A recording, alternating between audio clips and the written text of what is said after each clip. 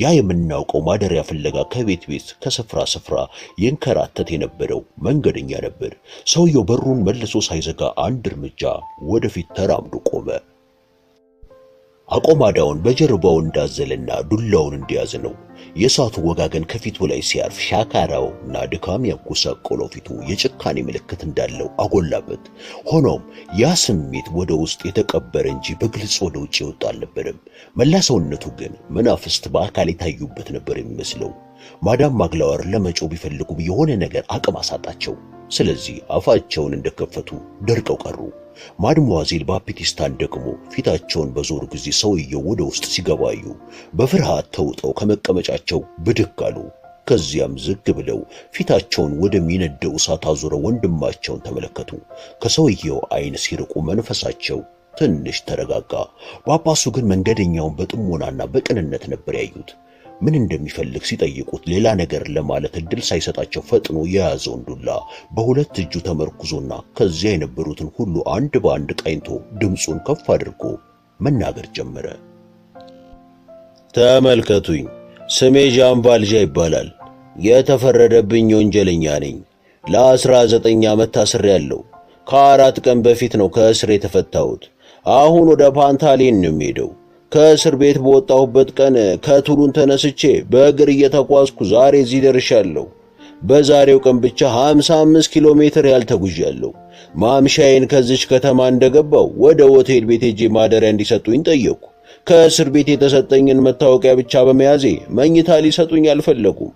ወደ ወህኒ ቤት ሄጄም እንዲያሳድሩኝ ብጠይቃቸው ከዚያም አባረሩኝ።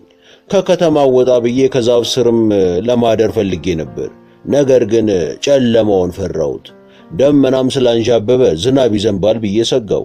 ደግ አምላክ ኖሮም ዝናቡን ያቆማል ብዬ ስላላመንኩ አሁንም መጠጊያ ፍለጋ ወደዚች ከተማ ተመለስኩ።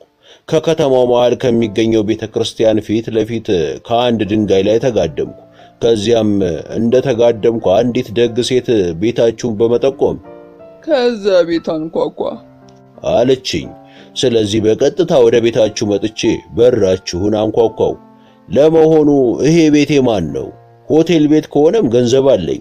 እስር ቤት ውስጥ እያለሁ ሥራ ሰርቼ ያጠራቀምኩት 109 ፍራንክና 15 ሱስ ይዣለሁና ሂሳቤን መክፈል እችላለሁ። አሁን በጣም ስለደከመኝ ለማረፍ ፈልጋለሁ። በአንድ ቀን 55 ኪሎ ሜትር መጓዝ ምን ያህል ሊያደክም እንደሚችል የምታውቁት ይመስለኛል። ደግሞም በጣም እርቦኛል። ታዲያ ማደሪያ ልትሰጡኝ ትችላላችሁ? ማዳም ማግላወር አሉ ጳጳሱ። ሌላ ሳህን አምጪ ሲሉ ደጉ የቤተ ክርስቲያን ሰው አዘዙ። እንግዳው ወደፊት ራመድ ብሎ ከጠረጴዛው ላይ ተቀምጦ ይበራ ወደ ነበረው የሻማ መብራት ጠጋ አለ። ሰዎቹ ችግሩን ያላወቁለት ስለመሰለው ቆዩ እስቲ ሲል ጮክ ብሎ ተናገረ። ቀጥሎም የተግባባን አልመሰለኝም። ተግባባን እንዴ? እኔ እኮ የመርከብ ቀዛፊ ባሪያና ወንጀለኛ ነኝ።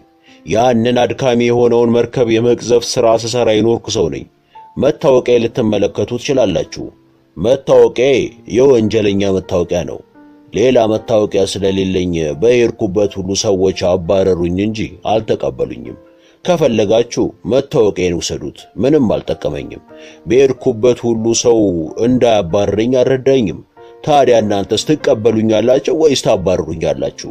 ለመሆኑ ይሄ ቤት ሆቴል ቤት ነው? የምቀምሰው ነገርስ ልትሰጡኝ ትችላላችሁ? የማደሪያዬስ ጉዳይ እንዴት ነው? ከከብቶች ማደሪያ ጋጣ ቢሆን እንኳን አልጠየፍም እያለ ሰውየው ሲቀባጥር ደጉ ጳጳስ ወደ አገልጋያቸው ፊታቸውን አዞሩ። ማዳም ማግላወር ከኔ መኝታ አጠገብ ካለው ክፍል ውስጥ የሚገኘው አልጋ ይነጠፍ። ማዳም ማግላወር ትዕዛዙን ለመፈጸም ከክፍሉ ወጥተው ወደ ክፍሉ አመሩ። ደጉ ጳጳስ ፊታቸውን ወደ እንግዳው አዞሩ። ልጄ ከእሳቱ አጠገብ ቁጭ በልና ሰውነትን አሟሙቅ።